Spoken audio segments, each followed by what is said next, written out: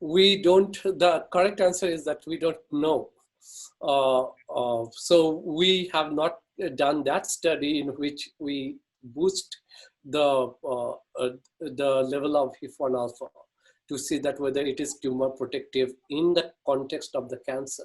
So, Susan, this is such an important discussion because we fail to understand the complexities and just think about binaries.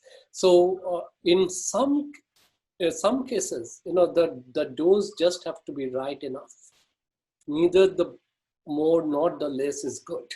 So it may be that, there is a kind of a Goldilocks system for some genes, some important genes that may be driving or protecting the cancer.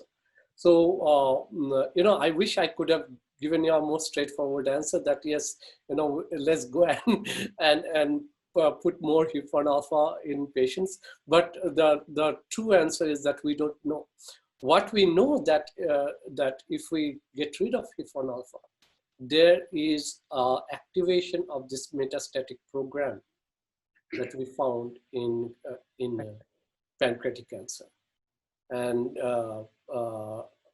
so what we thought that it would be more worthwhile to understand that what those programs are unleashing and whether we can target them rather than putting more HIF1 alpha back. And also HIF1 alpha is kind of a transcription factor. So there are different, by transcription factor means it regulates multiple genes, okay? So we really don't know the unintended consequence of disrupting the balance of HIF1 alpha in a normal or a cancerous gene. So, that's why we looked at the downstream targets.